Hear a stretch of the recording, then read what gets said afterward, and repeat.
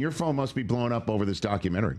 People must be hitting you up all the time about what they're seeing from you and your story and the Cowboys story and the reminiscing and the history of this documentary is outstanding. You must be hearing a lot about it, I imagine. Yeah, I am hearing a lot about it, Rich. And, it's funny, I was talking to somebody, they said, Michael, why are you being, a lot of people don't want to talk about it. I said, so why are you opening up and talking about it? I said, well, first of all, it is history.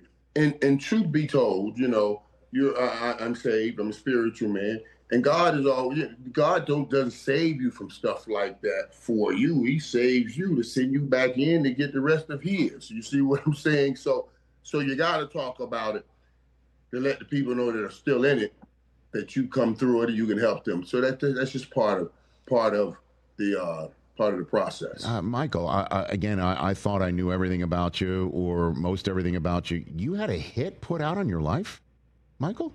Really? Oh yeah. Yes. Tell that story if you don't mind here, please. Michael, what happened? What happened?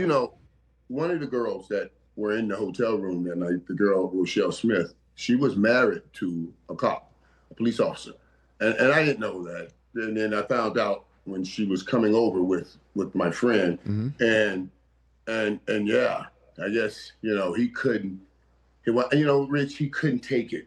He couldn't take it. And he said, he didn't want this thing to go to trial, and he thought the only way it could not go to trial is to take me out. So yeah, he hired a hitman, but the hitman he hired was an undercover, thank God, and we were in court. Jeez, and they came to get us out of court. Man, yeah.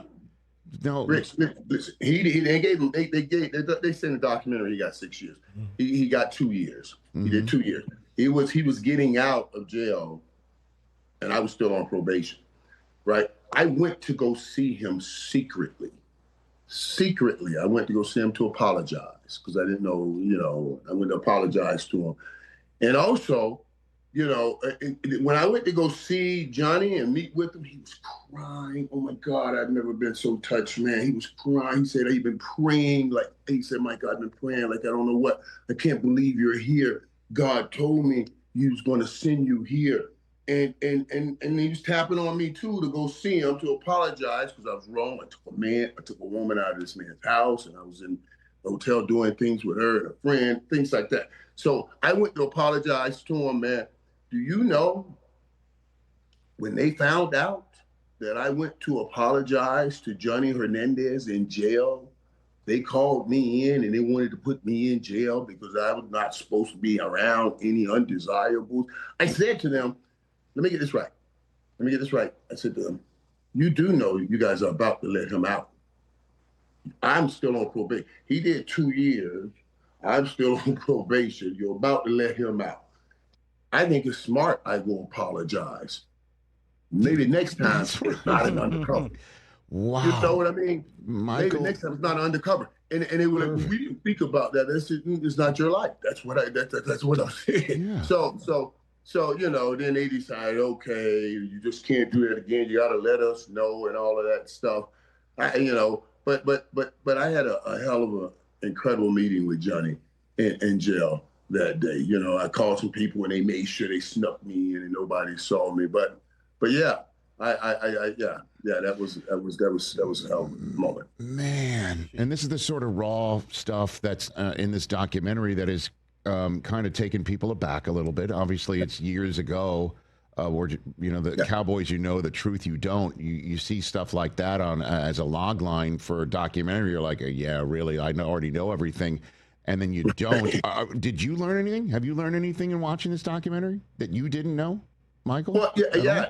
But the things that I learned that I didn't know that I thought was fascinating to the core. When I like to try to find out what makes a man great, what makes a man tick in his journey. Rich, you heard me say it a million times. I measure a man in distance travel. You know what I mean? Let me see your story. Let me hear. And the Jerry Jones story, to find out that Jerry Jones' college thesis was on the broken system of the NFL, blew my mind. Blew my mind. Because most people, I think he's just some country bumpkin that just landed on some money and stole the Dallas Cowboys.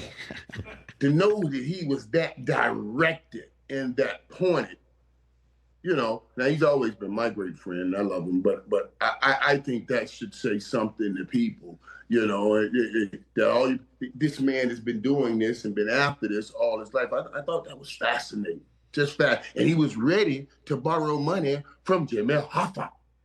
You ready to die. You ready to die. You ready to die for your dream. That's the kind of thing that impresses me.